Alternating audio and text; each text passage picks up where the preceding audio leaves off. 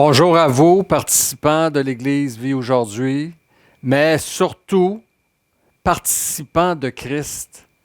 Comme il est écrit, vous êtes concitoyens des saints, gens de la maison de Dieu. Vous avez été édifiés sur le fondement des apôtres et des prophètes, Jésus-Christ lui-même étant la pierre angulaire. C'est quand même pas peu de choses. Pour ceux qui aiment l'hiver, comme moi, vous êtes bien servis cette année, n'est-ce pas? Pour les autres, vous devez admettre que Dieu a une créativité incroyable et qu'il mérite notre adoration pour ses œuvres admirables. Nous devions être réunis ce matin tous ensemble pour célébrer le Dieu de notre salut. Mais compte tenu des conditions météo, je pense qu'il était plus sage d'annuler la réunion. Je veux d'abord vous féliciter d'être fidèles comme vous l'êtes à participer aux réunions de l'Église. C'est grâce à votre foi et votre persévérance que l'Église connaît la croissance que nous vivons. J'espère sincèrement que des âmes vont être sauvées encore en grand nombre au milieu de nous en 2025. Et en plus, que d'autres ouvriers qui connaissent Dieu se joindront à nous. Mais pour que cela arrive, il ne faut pas se relâcher dans notre vie chrétienne, même si c'est une vie à contre-courant du monde.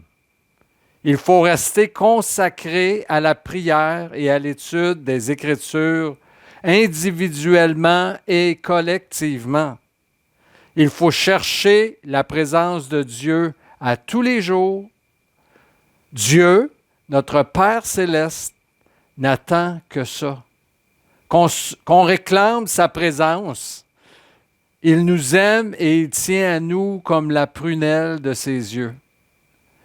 Il faut également continuer à parler de Jésus autour de nous quand c'est possible. Il faut le faire connaître au monde car Jésus est connu de nom, mais ses œuvres passées, présentes et à venir, ainsi que sa divinité, sont méconnues des hommes. Pour échapper à la condamnation annoncée par les Saintes Écritures lors du jugement final, les pécheurs, ce que nous sommes tous, nous dit la Bible, n'ont d'autres options que de croire dans la parole de vérité qui annonce Jésus, car il est le chemin, la vérité et la vie. Nul n'échappera à la condamnation éternelle qu'en croyant en lui et en obéissant à sa parole. Lorsque vous rencontrez un interlocuteur qui vous écoute, invitez-le à l'Église. L'Église joue un rôle important dans la grande commission donnée par Christ, celle de faire de toutes les nations des disciples, de les baptiser et de leur enseigner tout ce que Jésus a prescrit. Le Saint-Esprit a donné des dons à chacun de vous pour l'édification commune. Et c'est remarquable de vous voir agir le dimanche et sur semaine afin de prendre soin les uns des autres et afin de tendre la main à ceux qui nous visitent pour qu'ils prennent racine dans la foi et soient sauvés. Bon, je veux souligner le départ de Madame Jeunesse, Denise Fontaine, de son nom de fille. Vous vous souvenez, dimanche dernier, je vous ai demandé des prières pour que Dieu vienne la chercher. Cette prière a été exaucée promptement. Madame Jeunesse est partie paisiblement ce mercredi matin rejoindre son Sauveur. C'est vraiment le mieux pour elle. En ce dimanche 16 février, j'aimerais brièvement vous parler d'un des plus beaux passages de la parole de Dieu. Ce passage, c'est le chapitre 15 de la première lettre aux Corinthiens. C'est sur la résurrection des morts. L'apôtre Paul explique remarquablement bien un sujet difficile à croire et à comprendre pour le commun des mortels. Et à chaque fois que je lis ce chapitre, je me souviens pourquoi je persévère comme chrétien à suivre les traces de Jésus-Christ, malgré les épreuves associées à la vie chrétienne. C'est parce que je veux gagner le prix de la vocation céleste en Jésus-Christ et participer à la résurrection des justes qui a été promise par Jésus. En Israël, du temps de Jésus, une partie du peuple ne croyait pas dans la résurrection des morts. Il ne faut pas se surprendre que ces gens qui ne croyaient qu'en cette vie terrestre formaient une élite religieuse, politique, très puissante et influente auprès du peuple. Vous aurez deviné que je vous parle des Sadducéens. Caïphe, le souverain sacrificateur qui incita le Sanhédrin à faire crucifier Jésus, était un Sadducéen. On voit dans les évangiles les Sadducéens chercher à discréditer Jésus parce qu'il enseignait la résurrection des morts. Mais Jésus leur a répondu ceci: vous êtes dans l'erreur, vous qui ne croyez pas dans la résurrection des morts, parce que vous ne comprenez ni les Écritures, ni la puissance de Dieu. Pour croire dans cette merveilleuse promesse qu'est la résurrection et comprendre de quoi il en résulte, il faut d'abord croire que les Écritures sont inspirées de Dieu et qu'elles sont vraies. Ensuite, il faut croire dans la puissance de Dieu. Dieu est tout-puissant. Tout est possible à Dieu. C'est un peu difficile à croire parce que la création, jusqu'à ce jour, semble soumise à un ordre naturel. Mais bientôt, Dieu va manifester sa toute-puissance comme jamais il ne l'a fait depuis le début de la création. Comment? En ressuscitant les morts. Si vous croyez dans ces deux choses, les Écritures et la puissance de Dieu, eh bien, Alléluia, qui veut dire allez louer Dieu. Vous allez jubiler avec moi en lisant le chapitre 15 de la première lettre aux Corinthiens. Enfin, je vous invite à la lire. Je ne la lirai pas avec vous en ce moment, mais je vous invite aujourd'hui à ouvrir la Bible puis à lire le chapitre 15. À Corinthe, il y avait des disciples qui ne croyaient pas à la résurrection des morts. Corinthe était une ville portuaire très importante dans la Grèce antique, et les habitants de cette ville étaient influencés par les philosophes grecs qui enseignaient que l'âme ne pouvait pas parvenir au bonheur et à la perfection dans un corps. Et donc, pour quelques chrétiens de Corinthe, l'idée de la résurrection était incompatible, voire absurde, avec les croyances traditionnelles qu'ils avaient reçues avant de connaître l'Évangile. Et c'est la raison pour laquelle Paul a écrit le chapitre 15 et qu'il a expliqué admirablement bien l'authenticité, la sagesse de la doctrine de la résurrection des morts. Je vous encourage aujourd'hui, encore une fois, à lire l'entièreté de ce merveilleux chapitre. Mais je veux, pour ma part, m'arrêter avec vous sur 3 choses mentionnées par Paul dans ce chapitre.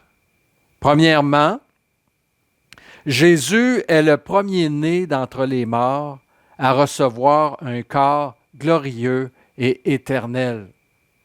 C'est la forme définitive qu'aura le Fils de Dieu pour l'éternité.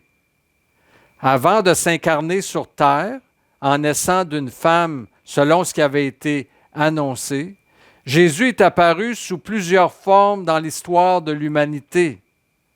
À plusieurs reprises dans l'Ancien Testament, il est appelé l'ange de l'Éternel. Mais après sa mort sur la croix, il est ressuscité dans un corps céleste et spirituel, identique au corps qui nous sera donné lors de notre résurrection. C'est pourquoi Jésus est appelé prémisse dans le chapitre 15, parce qu'il est le premier fruit d'une multitude d'autres qui vont suivre lors de son retour. Il est le premier-né d'entre les morts dans un corps glorieux et parfait. Alléluia! Deuxièmement, deuxième chose que je veux souligner dans ce chapitre, eh bien, Paul nous donne les caractéristiques de ce corps céleste que Dieu nous a promis à la résurrection des morts. Ce corps sera incorruptible, glorieux, plein de force et spirituel. Spirituel veut dire qu'on ne sera plus charnel. Ça ne veut pas dire qu'on va être un esprit. On va véritablement avoir un corps. Dans notre corps de chair, actuellement, nous avons de la difficulté à nous soumettre à Dieu parce que nous n'avons pas un corps spirituel. La racine du péché est dans la chair. C'est pourquoi la chair que nous portons actuellement ne peut hériter du royaume de Dieu. Mais à la résurrection, notre corps céleste sera spirituel. Autrement dit, nous serons toujours au diapason avec Dieu sans jamais faillir. J'espère que votre réaction en entendant ces choses, c'est de dire « Amen » et « Maranatha, viens Seigneur Jésus ». Le corps que nous allons revêtir sera aussi incorruptible, glorieux et plein de force. Réalisez-vous le cadeau que Jésus nous a acquis sur la croix? Nous serons incorruptibles. Plus jamais le péché n'aura d'emprise sur nous. Nous serons glorieux. Plus jamais nous ne nous sentirons méprisables à cause de notre chair. Et notre gloire ne nous fera pas tomber dans l'orgueil, car c'est la gloire de Christ qui sera en nous et qui nous habitera. Nous serons pleins de force, c'est-à-dire plus jamais malades, plus jamais infirmes, plus jamais faibles ou fatigants, plus jamais indisposés. Je veux dire plus jamais faibles, pas et fatigants, mais et fatigués. Donc, et plus jamais indisposés. Plus jamais à craindre la mort. Wow, wow, wow. Moi, je suis ébloui devant Dieu, comme on le chante parfois à Eva. Quelle promesse, n'est-ce pas? Et troisième chose que je veux voir avec vous par rapport au chapitre 15 de 1 Corinthiens, c'est ce qui, et ça retient particulièrement mon attention, c'est que plusieurs croyants, comme vous et moi, ne connaîtront pas la mort naturelle. En effet, lorsque Dieu va décider que l'heure est venue, une trompette va sonner que seuls ceux qui appartiennent à Christ vont entendre. Et ce sera la résurrection promise. C'est le seul passage de 1 Corinthiens 15 que je veux lire avec vous. 3 petits versets à écouter et qu'on ne peut savourer qu'en croyant pleinement dans les Écritures et dans la puissance de Dieu. Alors Paul dit, « Voici, je vous dis un mystère. Nous ne mourrons pas tous, mais tous nous serons changés en un instant, en un clin d'œil, c'est-à-dire en un battement de cils. C'est extrêmement rapide. Alors, ça va se faire au moment déterminé par Dieu. La trompette va sonner et les morts ressusciteront incorruptibles et nous serons changés. Car il faut que ce corps corruptible revête l'incorruptibilité et que ce corps mortel revête l'immortalité. 3 beaux versets à lire, à relire et à garder dans notre cœur. Je l'ai dit et je le répète encore, Paul nous l'a écrit dans ses épîtres. Dans les derniers jours, il y aura des temps difficiles. Il y aura de l'agitation dans ce monde, de l'incertitude parmi les nations, des changements politiques et économiques majeurs, de l'insécurité et de l'anxiété dans le cœur des habitants de la terre. Jésus a parlé de tensions entre les pays. Une nation contre une nation, un royaume contre un royaume. Il a dit que l'iniquité va aller en augmentant et que l'amour du plus grand nombre va continuer à se refroidir. Bref, on va trouver que les nuages bientôt au-dessus de nos têtes et de ce monde deviennent noirs et que l'orage qui va éclater va frapper fort. Mais pour nous, bien-aimés de Dieu, croyons dans la parole du Seigneur qui nous a dit ceci, que votre cœur ne se trouble point. Croyez en Dieu et croyez en moi. Et moi-même, Marc Guillemette, par le Saint-Esprit qui habite en moi et qui guide ma voix, je vous dis ceci, gardez les yeux tournés vers le ciel, espérez et attendez avec foi et persévérance l'accomplissement de la grande promesse de la résurrection que Dieu nous a promis. Il est fidèle, il est tout-puissant et sa parole est la vérité. Amen. Amen. Je vous dis à dimanche prochain. J'ai bien hâte de vous revoir en présentiel. Passez une bonne semaine. Je viens vers toi dans le secret, en ta présence, je veux rester. Tu seras toujours là.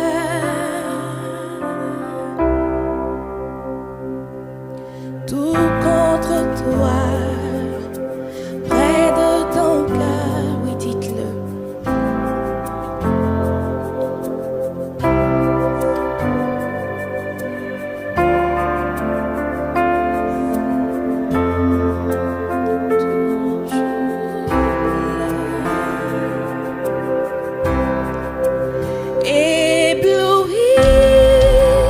Devant toi, éternel.